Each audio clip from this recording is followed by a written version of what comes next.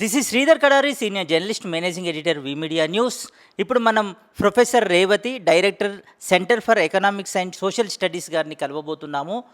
ఉమ్మడి వరంగల్ జిల్లాలో ఒక మారుమూల గ్రామంలో రైతు కుటుంబంలో పుట్టి కష్టపడి చదువుకొని అమ్మ నుంచి, నాన్న నుంచి, గురువుల నుంచి స్ఫూర్తి తీసుకొని ఒక గురువుగా తన జీవితాన్ని ప్రారంభించి కాకతీయ యూనివర్సిటీలో లక్షలాది మంది జీవితాల్లో విద్యా వెలుగులు నింపి ఈరోజు సెస్ డైరెక్టర్గా అద్భుతమైన విజయాలు సాధిస్తున్నారు ప్రొఫెసర్ రేవతి గారు.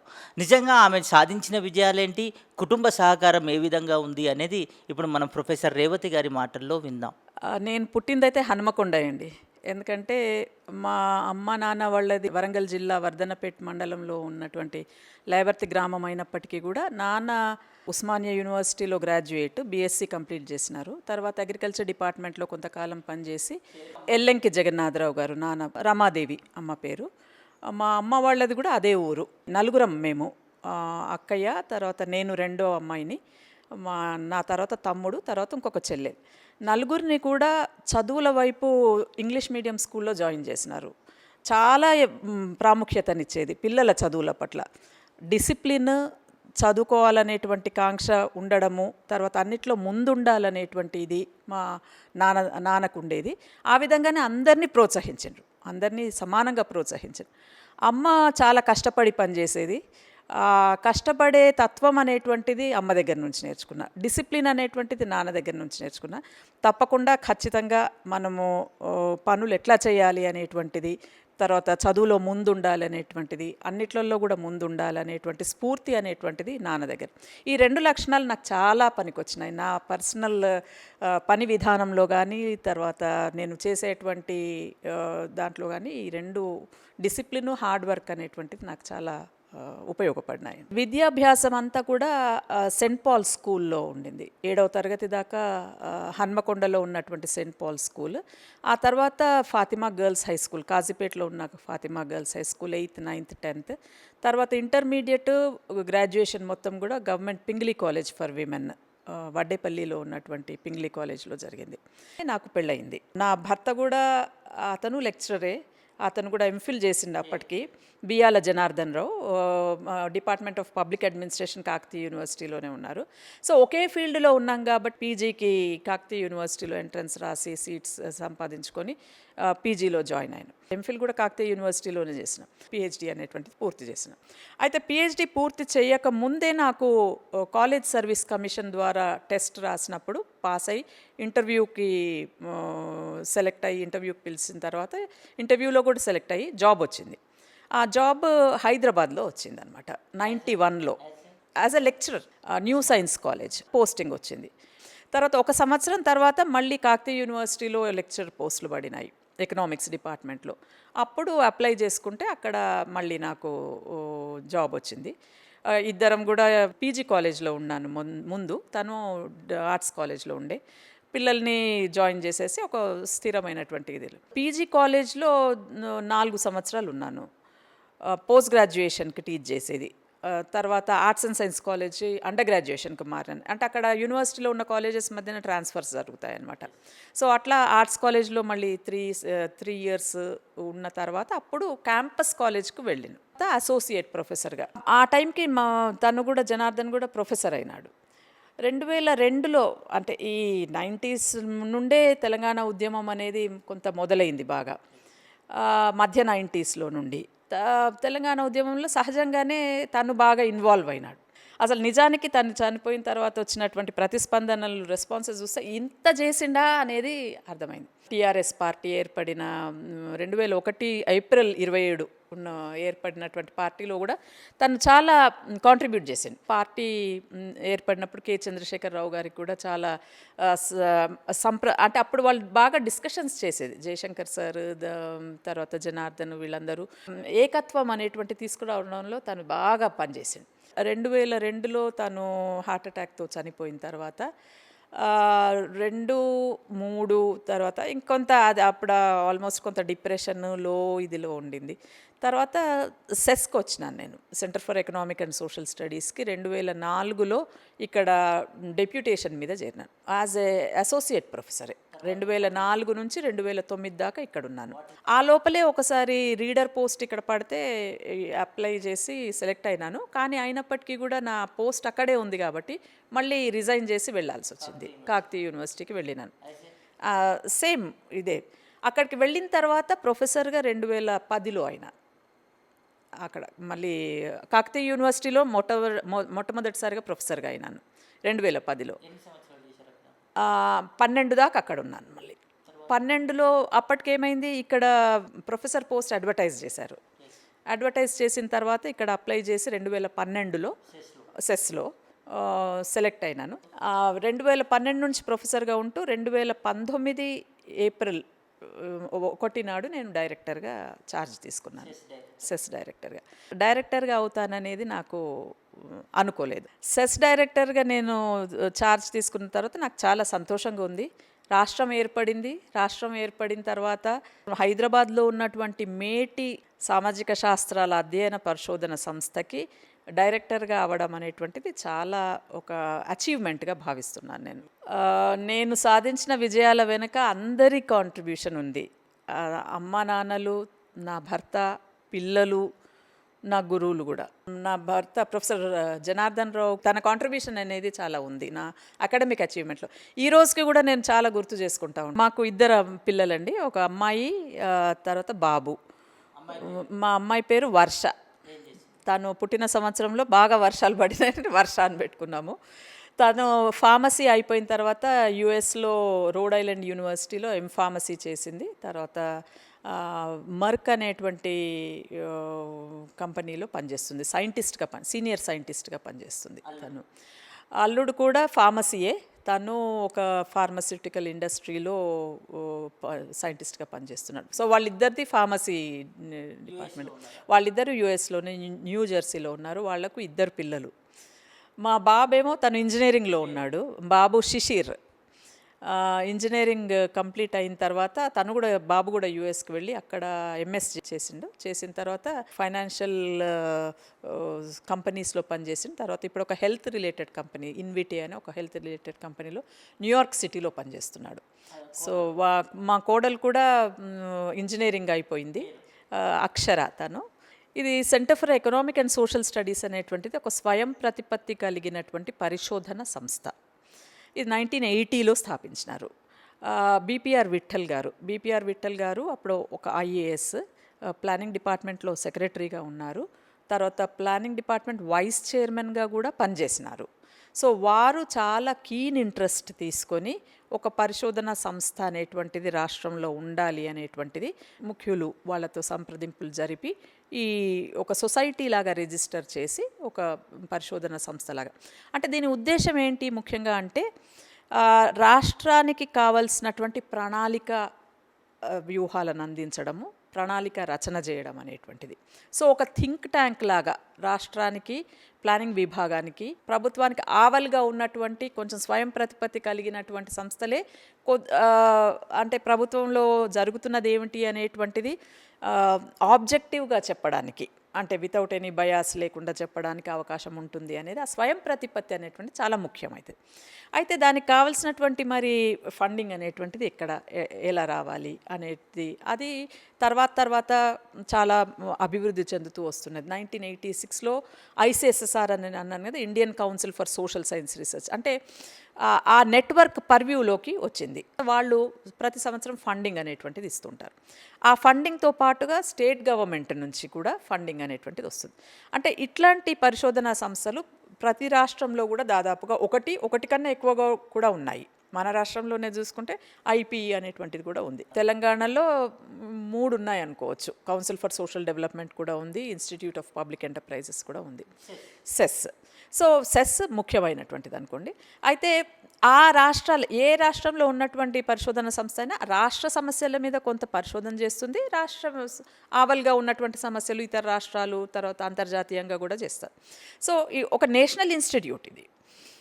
అట్లా ఆంధ్రప్రదేశ్ సమస్యల మీద చేస్తూ ఇంటర్నేషనల్ ప్రాజెక్ట్స్ అనేటువంటివి కూడా సెస్ చాలా టేకప్ చేసింది.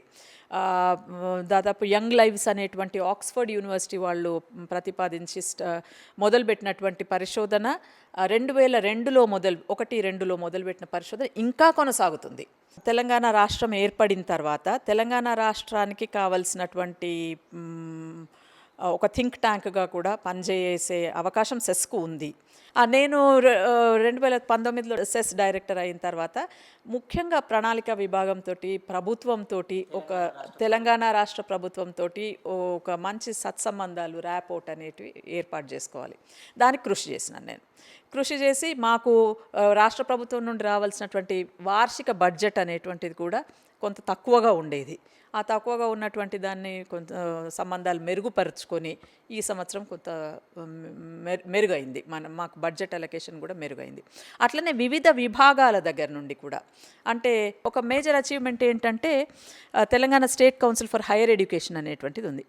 హైయర్ ఎడ్యుకేషన్ వాళ్ళ చైర్మన్ వాళ్ళతో మాట్లాడితే వాళ్ళ ఒక రీసెర్చ్ సెల్ ఆన్ ఎడ్యుకేషన్ అనేటువంటిది అవసరం అవుతుంది. ఎందుకంటే చాలా అంశాల మీద పరిశోధన చేసి ఎక్కడెక్కడ మనం ఇంటర్వెన్షన్స్ చేయాలి అంటే విద్యా వ్యవస్థను పటిష్టవంతం చేయడానికి రీసెర్చ్ సెల్ ఆవశ్యకత అనేటువంటిది ఏర్పరిచి గుర్తించి నప్పుడు నేను కూడా వాళ్ళని అప్రోచ్ అయ్యి ఒక ప్రపోజల్ రాసి ఇక్కడ ఏర్పాటు చేసాం. 2020లో కోవిడ్ టైంలోనే అది జూన్లో MOU తోటి ఇక్కడ రీసెర్చ్ సెల్ ఉంది. ఆ రీసెర్చ్ సెల్ మొత్తం విద్యా అంశాల మీద అంటే రాష్ట్ర ప్రభుత్వం ఎంత బడ్జెట్ అలొకేట్ చేస్తుంది విద్య మీద, తర్వాత స్కూళ్ళు all levels school level, higher education level, college level అన్ని లెవెల్స్లో ఉన్నటువంటి సమస్యలు ఏంటి, ఇన్ఫ్రాస్ట్రక్చర్ ఏ విధంగా ఉంది అంటే 5 మెయిన్ పిల్లర్స్ ఆఫ్ ఎడ్యుకేషన్ అంటాం. యాక్సెస్, ఎఫోర్డబిలిటీ, అకౌంటబిలిటీ, ఈక్విటీ, తర్వాత క్వాలిటీ ఆఫ్ ఎడ్యుకేషన్ అనేది. అంటే ఈరోజు మనకు విద్యలో చదువు ప్రైమరీ ఎడ్యుకేషన్ చూస్తే యూనివర్సలైజేషన్ అంటాం. అంటే ఆ చదువు ఏజ్ ఉన్నటువంటి పిల్లలందరికీ విద్యలోకి ఎన్రోల్ అవుతున్నారు, కానీ క్వాలిటీ అనేటువంటిది మెయిన్ సమస్య. ప్రామాణికమైనటువంటి విద్య అనేటువంటిది చాలా ముఖ్యం. ఈరోజు మనం చదువుతుంటాం SR రిపోర్ట్స్ అని, తర్వాత నేషనల్ అచీవ్మెంట్ స్కోర్స్ అని. వాళ్ళు ఆయా క్లాసులో ఉన్న విద్యార్థులు ఆయా లెవెల్కు ఉన్నారా లేదా, మ్యాథమెటిక్స్ చేస్తున్నారా, తెలుగు చదువుతున్నారా, ఇంగ్లీష్ చదువుతున్నారా అనేటువంటి వాటిలలో చూస్తే క్వాలిటీ అనేది చాలా తక్కువ.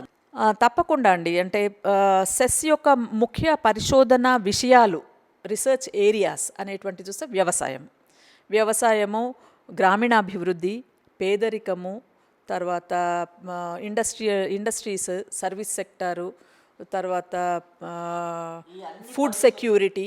ఈరోజు జరుగుతున్నటువంటి అభివృద్ధి కనుక చూసినట్టయితే తెలంగాణ అభివృద్ధి ఎక్కువ వ్యవసాయ రంగం మీద జరిగినటువంటి అభివృద్ధి, దాని యొక్క ఫలితాలు ఏ విధంగా వచ్చినాయి అనేటువంటిది అంచనా వేయడంలో సెస్ యొక్క పరిశోధనలు ఉంటాయి. ఉదాహరణకు తీసుకుంటే అంటే మేము ఈ నీళ్ళు వచ్చినందువల్ల ఉమ్మడి మహబూబ్ నగర్ జిల్లాలో ఏ విధమైనటువంటి మార్పులు వచ్చినాయి అనేటువంటిది అధ్యయనం చేసి పెట్టమని మమ్మల్ని అడుగుతున్నారు. సో వలసలు, ఎందుకంటే మహబూబ్ నగర్ జిల్లా అంటే మనకు వలసలు అనేటివి. సో వలసలు ఆగిపోయినాయా, వలసలు రివర్స్ మైగ్రేషన్ వచ్చి వాళ్ళ వ్యవసాయంలో పార్టిసిపేట్ అవుతున్నారు, దానివల్ల ఎంత ఉత్పాదకత ఉంది, వాళ్ళ లైవ్లీహుడ్స్లో ఏ విధమైనటువంటి మార్పు వచ్చింది, లివింగ్ స్టాండర్డ్స్లో ఏ విధమైనటువంటి మార్పు వచ్చింది అనేటువంటి దాని మీద పరిశోధన చేసి చూపించమని అడుగుతున్నారు. నీటిపారుదల రంగం డిపార్ట్మెంట్, ఇరిగేషన్ డిపార్ట్మెంట్ వాళ్ళు అడుగుతారు. తర్వాత తెలంగాణ డెవలప్మెంట్ సిరీస్ అని చెప్పి ఒకటి, అంటే మేము కూడా ఏం చేస్తుంటే రాష్ట్రానికి కావాల్సింది ఏంటి, ఏం చేస్తే ఉపయోగపడాలి కదా అనేది ఒక దీర్ఘకాలికంగా చర్చ ప్రణాళిక సంఘం వైస్ చైర్మన్ గారితో, తర్వాత వినోద్ కుమార్ గారితో, తర్వాత ప్లానింగ్ డిపార్ట్మెంట్ డైరెక్టర్, ఇట్లా వాళ్ళందరితోటి ఒక డిస్కషన్ పెట్టుకొని దాంట్లోంచి వచ్చినటువంటి కొన్ని అంశాలను తీసుకొని ఫ్యాకల్టీ మెంబర్స్ అందరు కూడా వీటి మీద చేయాలి అని అది నడుస్తుంది. అదొకటి నడుస్తుంది. తర్వాత SC విభాగానికి సంబంధించి షెడ్యూల్ కాస్ట్ డెవలప్మెంట్ డిపార్ట్మెంట్ వాళ్ళు షెడ్యూల్ కాస్ట్ సబ్ ప్లాన్ అనేటువంటి అనేటువంటిది ఉంది కదా, సబ్ ప్లాన్కు బడ్జెట్ అలొకేషన్ అనేటువంటిది ఉంటుంది. అంటే 15% మంది ఎస్సీ జనాభా ఉంటే దానికి అదే ప్రపోర్షన్లో బడ్జెట్లో కూడా అలొకేషన్స్ అనేటువంటివి జరగాలి. ఆ బడ్జెట్ అనేటువంటిది దానికోసమే వాళ్ళ అభివృద్ధి కోసమే ఉపయోగిస్తున్నారా లేదా, ఏ డిపార్ట్మెంట్స్లో ఉపయోగిస్తున్నారా అనేది అసెస్ చేస్తూ దానికి కావాల్సినటువంటి సహాయ సహకారాలు అందించడానికి పరిశోధన సంస్థ కూడా యూనిట్ కూడా ఇక్కడ పెట్టారు, సెస్లో ఉంది. సో అట్లా SC schedule caste development department తోటి సత్సంబంధాలు అనేటువంటి ఉండి వాళ్ళు అడిగినటువంటివి చేసి ఇవ్వడం అనేటువంటి జరుగుతుంది. సెస్ డైరెక్టర్ అయిన తర్వాత ముఖ్యంగా ఒక విధంగా అంతకుముందు ఫ్యాకల్టీ యొక్క ప్రమోషన్స్ అనేటువంటి స్టాగ్నేట్ అయినాయి కొంతకాలము, సఫలీకృతం చేసుకొని అందరికీ కూడా ప్రమోషన్స్ ఉండేటట్టు చేయడం అని. అంటే బడ్జెట్ ఇప్పుడు 5 కోట్లు ఉంది మాకు. అంతకుముందు 1 కోటి, తర్వాత అంతకుముందు చాలా తక్కువగానే ఉండేది. సో అట్లాంటి ఉన్న పరిస్థితులు ఏమవుతుందంటే ఆందోళన ఉంటుంది. అంటే ఎట్లా సమకూరాలి, ఎట్లా దీన్ని మొత్తం నిర్వహించాలి, ఆర్గనైజేషన్ ఎట్లా రన్ చేయాలి అనేటువంటి. సరే, అంతకుముందు మేజర్ ప్రాజెక్ట్స్ నుండి వచ్చిన కొంత సర్ప్లస్ అమౌంట్ ఉండింది కాబట్టి నడుస్తూ ఉంది, కానీ ఎంతో కాలం కొనసాగదు కదా. అందరితో అందరి సహకారంతో తప్పకుండా వినోద్ కుమార్ గారి సహకారము, తర్వాత డాక్టర్ జిఆర్ రెడ్డి గారు మా బోర్డు మెంబర్గా ఉన్నారు, ఆయన ఎకనామిక్ అడ్వైజర్గా టు తెలంగాణ గవర్నమెంట్, తర్వాత ప్లానింగ్ ఫైనాన్స్ సెక్రటరీ గారు, తర్వాత ప్లానింగ్ డిపార్ట్మెంటు, అందరి సహకారంతో కొన్ని ప్రాజెక్టులు చేస్తున్నాం. సుస్థిరాభివృద్ధి నివేదికను తయారు చేస్తున్నాం రాష్ట్రానికి, సస్టైనబుల్ డెవలప్మెంట్ గోల్స్ మీద. సో రాష్ట్రానికి కావాల్సిన ప్లానింగ్ విభాగానికి కావాల్సినటువంటి పనులు చేస్తూ మనము ఒక సత్సంబంధం అనేటువంటిది ఏర్పాటు చేసుకొని మన ఆవశ్యకత అనేటువంటిది ఉంది అనేటువంటిది చెప్పుకుంటూ అప్పుడు బడ్జెట్ మనకు ఇస్తారు. సో 5 కోట్ల బడ్జెట్ అనేటువంటిది ఈసారి ముఖ్యంగా ఫైనాన్స్ మినిస్టర్ గారు కూడా చాలా, హరీష్ రావు గారు చాలా సహకరించినారు. సో ఆ విధంగా సహకారం లభించింది. తర్వాత ఏం చేస్తున్నాం మేమనేది మాకు ఒక విజిబిలిటీ ఉండాలి. తర్వాత రాష్ట్రంలో ఉన్నటువంటి ఫార్మర్ ప్రొడ్యూసర్ ఆర్గనైజేషన్స్ మీద ఒక స్టడీ చేసినాము. అది అందరికీ నబార్డ్ ప్రతి సంవత్సరము ఒక వార్షిక బడ్జెట్ను నివేదిక ఇచ్చిన దాంట్లో మేము కూడా ప్రజెంట్ చేసినాం అనమాట. అప్పుడు ఫైనాన్స్ మినిస్టర్ గారు మిగతా అందరూ ఉన్నారు. సో దాంట్లో ఫార్మర్ ప్రొడ్యూసర్ ఆర్గనైజేషన్స్ కంపెనీస్ వల్ల ఉపయోగం ఏంటి, రైతులు ఏ విధంగా లాభపడుతున్నారు అనేటువంటిది 30 ఆర్గనైజేషన్స్కు దగ్గరికి వెళ్ళి డేటా తీసుకొని దాన్ని మొత్తం చేసి ఇచ్చినాం. ఎక్కడ పటిష్టవంతం చేయాలి, లోటుపాట్లు ఎక్కడున్నాయి అనేటువంటి. ఆ విధంగా మనకి ప్రత్యక్షంగా మన పరిశోధన వలన ఉపయోగం అనేటువంటిది ఉండే విధంగా చేయాలి. సో అట్లాగే ఈరోజు నీటిపారుదల రంగానికి సంబంధించి ఎంతో అభివృద్ధి జరిగింది, చాలా మెరుగైంది, ఎంతో మెరుగైంది. తర్వాత అందరు రైతులు కూడా ప్యాడీ మాత్రమే పండిస్తున్నారు. ఏ విధంగా ప్యాడీ నుండి వేరే క్రాపింగ్ ప్యాటర్న్ అనేటువంటిది మళ్ళింపజేయాలి అంటే సమస్యల తీరు అనేటువంటిది మారింది. ఆనాడున్నటువంటి సమస్యల తీరు నీళ్లే లేవు అనేటువంటిది, ఈరోజు నీళ్ళు వచ్చిన తర్వాత ఉండే సమస్యలు అనేటువంటివి వేరేగా ఉన్నాయి. సో ఈ సమస్యలు మారినటువంటి నేపథ్యంలో మనము మన పరిశోధన ద్వారా ఏం చేస్తే బాగుంటుంది అనేది, అంటే ఆ పాలసీ విధానానికి ఉపయోగపడే విధంగా మనం సజెషన్స్ ఇవ్వాలి అనేటువంటి దాంతో కొన్ని నివేదికలు, కొన్ని హ్యాపీనెస్ ఒకటి ఒక బీసీ కమిషన్కి ఒక నివేదిక ఇచ్చినాము.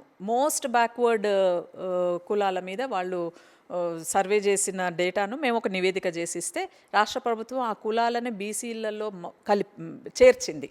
అదొక సంతోషకరం విజయంగా చెప్పవచ్చు. మా నివేదిక ఆధారంగానే జరిగింది అనేటువంటిది.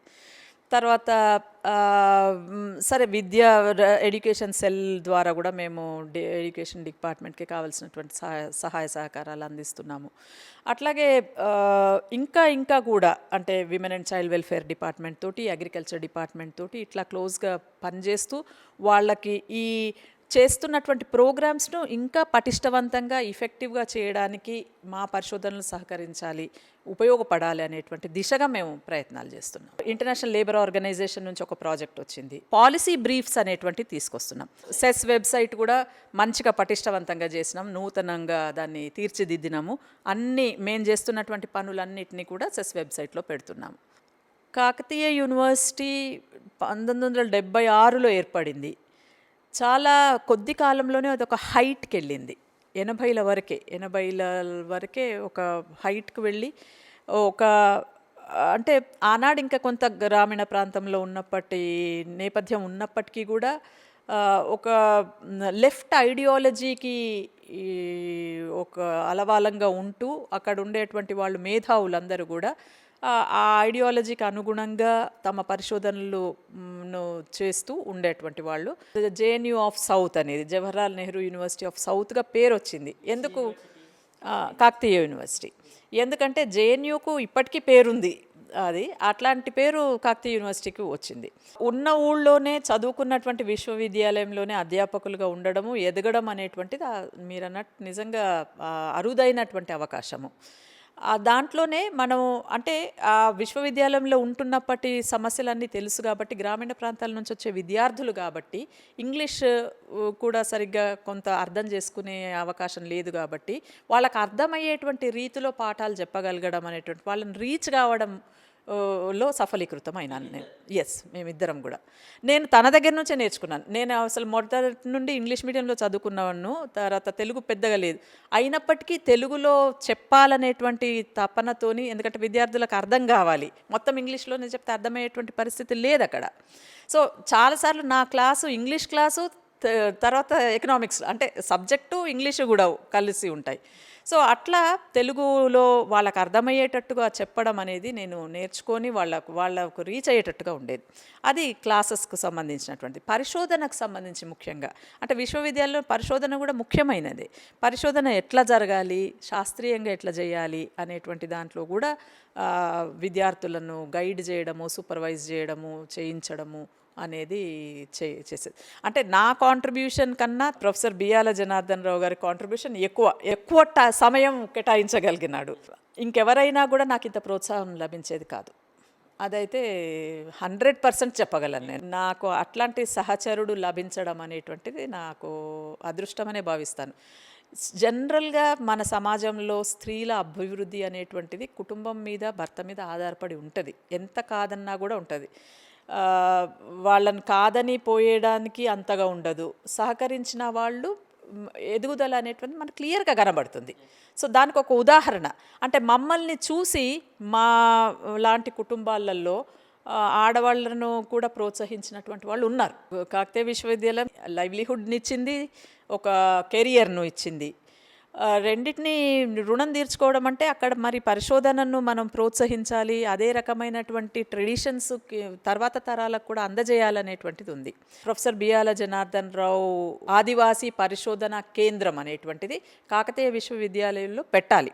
సో ఇంకా పరిశోధించాల్సినటువంటి అంశాలు ఉన్నాయి అక్కడ. వాళ్ళ వనరులు ఏ విధంగా ఉన్నాయి, వాళ్ళకి విద్యా అవకాశాలు ఏ విధంగా ఉన్నాయి, ఇవన్నీ ఏ విధంగా ఉన్నాయి అనేది.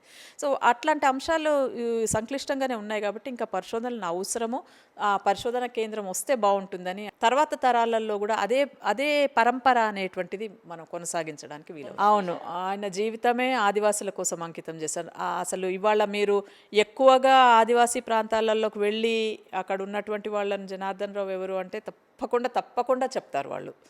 ఇంకా ఈరోజు వచ్చిన తరాలు, తెలంగాణ తరం వాళ్ళకి అంత గుర్తులేదు. పాత మూమెంట్లో అనుబంధం ఉండేటువంటి వాళ్ళు గుర్తిస్తారు, కానీ ఆదివాసుల్లో మాత్రం ఇంకా ఎక్కువగా ఉండేది. తప్పకుండా వాళ్ళు గుర్తుపెట్టుకొని అసలు ఈ 27 ఫిబ్రవరి నాడు ఎక్కడెక్కడో వాళ్ళే చేసుకుంటారు. మాకు తర్వాత వస్తాయి న్యూస్, కానీ ఇక్కడ చేసినాము అక్కడ చేసినాము అనేటువంటిది చేస్తాం. అందుకనే ప్రజల మనిషి, తెలంగాణ మట్టి మలిచిన మనీషి అని అంటారు. సో కుటుంబానికి ఇచ్చింది మాకు అదే చాలు అని అనుకున్నాం ఇంకంతే. విద్యార్థులకు సందేశం ఏంటంటే వాళ్ళు తమ రూట్స్ను మర్చిపోకుండా అవి గుర్తుపెట్టుకొని తాము ఎంత చదువుకున్నప్పటికీ కూడా తాము సమాజానికి ఏం చేస్తున్నాము అనేది, సమాజానికి ఏమి ఇవ్వాలి అనేది, ఏం కాంట్రిబ్యూట్ చేయాలి అనేటువంటిది అవగాహనలో పెట్టుకొని వాళ్ళు తప్పకుండా చేయాలి. అంటే తాము ఏం తీసుకుంటున్నాము అనేటువంటి దానికన్నా తాము ఏమి ఇవ్వగలము అనేది కూడా దృష్టిలో పెట్టుకొని తమ కెరియర్స్ను డెవలప్ చేసుకుంటూనే సమాజానికి కూడా కాంట్రిబ్యూట్ చేయాలనేటువంటి.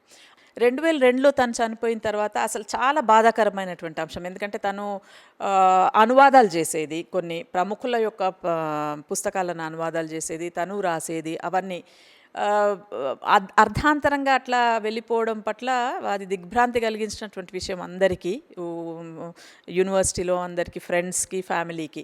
సో తన జ్ఞాపకాలని అదే విధంగా ఉంచాలనేటువంటి ఉద్దేశంతో కుటుంబ సభ్యులము, తర్వాత సహచరులు, కలిసి ఒక ప్రొఫెసర్ బియ్యాల జనార్దన్ రావు మెమోరియల్ ట్రస్ట్ అనేటువంటిది 2003లో ఏర్పాటు చేసుకున్నాం. అంటే మా నాన్నగారు ఉన్నారు అందులో, తర్వాత మా కజిన్స్ ఉన్నారు ఒకరిద్దరు, తర్వాత ప్రొఫెసర్ జయశంకర్ ఉన్నారు, మురళీ మనోహర్ ఉన్నారు, సీతారామరావు ఉన్నారు, తర్వాత బండా ప్రకాష్ ఉన్నారు, కోదండరామ్ ఉన్నారు. సో ఇట్లా కొంతమంది మెంబర్స్ తోటి 11 మంది మేము కలిసి ట్రస్ట్ ఏర్పాటు చేసినాం. ట్రస్ట్ నేను సెక్రటరీగా ఉన్నాను. సో ట్రస్ట్ ఏర్పాటు చేసిన తర్వాత ముందు తను ఇంకా అసంపూర్తిగా ఉన్నటువంటి రచనలు వాటిని తీసుకొని వచ్చి పూర్తి చేసినాం. తెలంగాణ మట్టి మలిచిన మనీషి అని జనార్దన్ మీదనే అందరూ రాసినటువంటి మెమోయిర్స్ అంటారు కదా, అవి వాళ్ళ జ్ఞాపకార్థంగా రాసినటువంటివన్నిటినీ కలిపి తెలుగు అండ్ ఇంగ్లీష్లో మేమే కేసీఆర్ గారి ఆర్టికల్ తెలంగాణ మీద రాసిన వ్యాసాలన్నిటిని ఒక సంకలనం తీసుకొచ్చినాము. తెలంగాణ మారుతున్న రాజకీయ ముఖ చిత్రం పత్రికలలో రాసినటువంటి వ్యాసాలన్నింటినీ సంకలనం చేసి తీసుకొచ్చినాం. అందులోనే కమ్యూనిస్ట్ పార్టీ మీద ఒక రాసిన వ్యాసం చాలా సెన్సేషన్ కలిగించింది. స్మారకోపన్యాసాలు కూడా 2003 నుంచే మొదలుపెట్టినాం. మొదటి స్మారకోపన్యాసం జయశంకర్ గారే ఇచ్చిండ్రు. తర్వాత ప్రతి సంవత్సరము ఒక ఉపన్యాసము ఫిబ్రవరి 27వ తారీఖున జరుగుతుంది. పోయిన నెల కూడా 19వ స్మారకోపన్యాసం అనేది జరిగింది. బియ్యాల జనార్దన్ రావు గారి పాత్ర తెలంగాణ ఉద్యమంలో చాలా ఉందండి. జయశంకర్ గారు కూడా ఉన్నారు కాబట్టి వాళ్ళిద్దరూ చర్చలు, ఇంకా పాపిరెడ్డి గారు, సీతారామరావు, ఇట్లా వరంగల్లో చాలా ఒక గ్రూప్గానే తయారైంది. యాక్చువల్లీ ఉస్మానియా కన్నా కూడా వరంగలే ముందు ఉండేది ఉద్యమంలో. టీఆర్ఎస్ పార్టీ చంద్రశేఖరరావు గారు పెడితే ఎట్లాంటి సమస్యలు ఎదురవుతాయి, ఏం చేయాల్సి ఉంటుంది అనేది ఆ తెలంగాణ రాజకీయ ముఖ చిత్రం అనేటువంటి దాంట్లో ఒక వ్యాసం ఉంది. అది చాలా బాగుంది యాక్చువల్లీ. ఎట్లాంటి సమస్యలు ఎదుర్కోబోతాడు అనేటువంటిది కూడా. సరే, ఆ ఆలోచన వచ్చిన తర్వాత సంప్రదింపులు అవన్నీ జరిగినాక 2001లో పార్టీ ఏర్పాటు చేసినప్పుడు అసలు కేసీఆర్ గారికి సంబంధించినటువంటి రాజీనామా లెటర్ని డ్రాఫ్ట్ చేసింది తనే.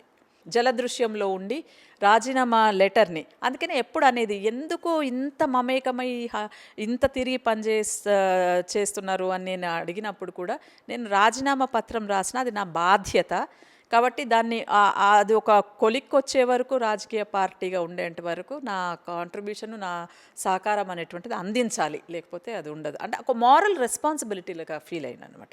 సో అట్లా జలదృశ్యంలో ఆనాడు ఏప్రిల్ 27న ఏర్పడినటువంటి తెలంగాణ రాష్ట్ర సమితికి ఫౌండర్ మెంబర్, ఫౌండేషన్లో ఉన్నాడు, పునాది రాళ్లలో ఒకరిగా ఉన్నాడు. నీళ్లు, నిధులు, నియామకాలు అనేటువంటిది కాయిన్ చేసింది కూడా తనే. ఈ 3 ట్యాగ్ లైన్ అయింది, అది ఉద్యమానికే ట్యాగ్ లైన్ అయింది.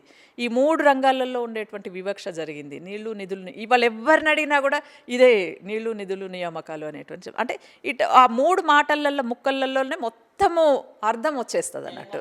తెలంగాణకు జరిగినటువంటి అన్యాయం అర్థం వచ్చేస్తుంది.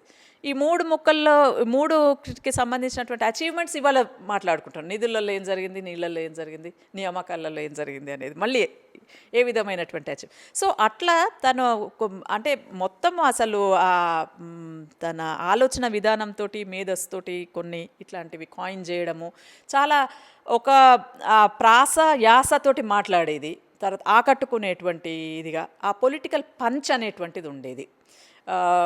అంటే కేవలము స్టాటిస్టిక్స్ చెప్తూ అట్లా అన్నీ కాకుండా పొలిటికల్గా ఎట్లా జరుగుతుంది అనేది దాంతో చాలా వెరీ ఇంట్రెస్టింగ్గా ఉండేదన్నమాట. ఒక వక్తగా చాలా మంచి పేరు. పార్టీ ఏర్పడినప్పుడు జరిగినటువంటి పెద్ద సభలు ఉన్నాయి. హన్మకొండల జూనియర్ కాలేజ్ గ్రౌండ్స్లో ఒక పెద్ద సభ, కేసీఆర్ గారు రాకముందు లార్జ్ క్రౌడ్స్ను అడ్రస్ చేయడము మీటింగ్లల్లో. సో ఇవన్నీ చాలా మమేకమై ఒక ప్యాషన్ తోటి చేయడంలో తనను తాను హీ ఫర్గాట్ హిమ్సెల్ఫ్. తన హెల్త్ ఇది అంటే ఎక్సైట్మెంట్ ఉంటుంది కదా, ఆ ప్యాషన్తో పనిచేసే మనిషికి ఇంకా ఏమీ ఉండవు, ఆలోచనలు ఉండవు, దినము రాత్రి అదే ఉంటుంది అనమాట. సో అట్లా పనిచేయడం అనేది బాగా స్ట్రెస్ అండ్ స్ట్రెయిన్ అయింది, హార్ట్ ప్రాబ్లం అయింది. సో అయిపోయిన తర్వాత కేసీఆర్ గారు వచ్చినారు. తర్వాత యాత్రలో మొత్తం అక్కడి వరకు పద్మాక్షి గుట్ట వరకు కూడా కేసీఆర్ గారు ఉన్నారు వెంబడి. తర్వాత కూడా కేసీఆర్ గారు ఇంటికి వచ్చేది. నన్ను కూడా ఒక ఒక సందర్భంలో పోటీ చేయమని టికెట్ ఇస్తామని అన్నారు, కానీ నాకు రాజకీయాలలో ఇంట్రెస్ట్ లేదు అని. అంటే తెలంగాణ 3 తరాలని కూడా అంటారు, కాళోజీ జయశంకర్ జనార్దన్ రావు అని. సరే, కాళోజీ గారిది పక్కన పెడితే వీళ్ళిద్దరు బాగా మలిదశ ఉద్యమంలో బాగా కీలకంగా పనిచేసినారు. కొత్తపల్లి జయశంకర్ గారు former vice chancellor Kakatiya university, తర్వాత జనార్దన్, ఇద్దరు కూడా చాలా దగ్గరైనారు ఒక విధంగా. ఇది తెలంగాణకు సంబంధించినటువంటి సంబంధమే వాళ్ళిద్దరిని దగ్గర చేసింది. జయశంకర్ గారు మొదటి నుంచి ఉన్నారు, ఇంకా జనార్దన్ తర్వాత ఆదివాసుల నుండి తెలంగాణకు మళ్ళీ తను. జయశంకర్ గారేమో మొదటి నుంచి తన అనుభవంలో నుంచి తెలంగాణ ఉద్యమంలోకి అందులోనే ఉన్నారు, అందులో నుంచే వచ్చారు. జనార్దన్కి కూడా ఎక్కడ వచ్చింది అంటే, ఆదివాసుల భూమి అన్యాక్రాంతము, ఆంధ్ర ప్రాంతం నుండి వచ్చినటువంటి వాళ్ళు భూములు ఎట్లా తీసుకున్నారు అనేటువంటి దాని నుండి తెలంగాణ అంశానికి వచ్చినాడు. ఆ పర్స్పెక్టివ్ నుండి తెలంగాణకు చూసి మొత్తం ప్రాంతాన్ని ఏ విధంగా చేస్తున్నారు అనేటువంటి దానికి ఒక పొలిటికల్ యాంగిల్ ఇవ్వడం అనేటువంటి జనార్దన్ చేశాడు. జయశంకర్ సార్ చాలా స్టాటిస్టిక్స్ గ్యాదర్ చేసి ఎట్లా వివక్ష జరిగింది అనేటువంటిది చెప్పినప్పటికీ, జనార్దన్ మోర్ పొలిటికల్ పార్టీస్లో ఏం జరుగుతుంది, తర్వాత అనైక్యత ఎట్లుంది అనేటువంటి. సో ఇద్దరు కూడా తెలంగాణ సమస్యను చెప్పినప్పటికీ భిన్న కోణాల నుంచి చెప్పినారు. ఇద్దరి కాంబినేషన్ చాలా, అసలు అమెరికా వెళ్ళి తెలంగాణ డెవలప్మెంట్ ఫోరంలో అన్ని సిటీస్లో మాట్లాడినప్పుడు చాలా అక్కడ ఉన్నటువంటి వాళ్ళందరూ, ఎప్పుడో సెటిల్ అయినటువంటి వాళ్ళందరూ విని చాలా మెచ్చుకున్నారు. అంటే మొట్టమొదటిసారి వాళ్ళకి ఇన్ని విషయాలు తెలిసినాయి, డెవలప్మెంట్స్ అనేటువంటి ఏ విధంగా చూడాలి, ఎట్లా ఉన్నాయి అనేటువంటిది. సో అట్లా కాంబినేషన్ అనేటువంటిది చాలా వాళ్ళ ఎఫెక్టివ్గా పనిచేసింది. వీళ్ళతో పాటు ఇంకా గ్రూప్ కూడా తయారైంది. ఇంకా అందరిలో కాకతీయ యూనివర్సిటీలో ఉన్నటువంటి ఇంటలెక్చువల్స్, ప్రొఫెసర్స్, తర్వాత వాళ్ళందరూ విద్యారంగంలో ఉన్నటువంటి అందరూ కలిసి ఒక గ్రూప్గా ఏర్పడి మీటింగ్స్లకు వెళ్ళడము, భావవ్యాప్తి చేయడము, చెప్పడము, రాయడము అందరు చేయకపోయినా జనార్దన్ రాసేది కూడా, తను మాట్లాడడమే కాదు రాసేది కూడా. సో ఆ రాతలు మాటలు రెండు చేసేది. అది అరుదుగా కనబడుతుంది. ఒక్కొక్కసారి మాట్లాడినప్పుడు మనకు రాయడానికి టైం ఉండదు, కానీ రాసేది తను.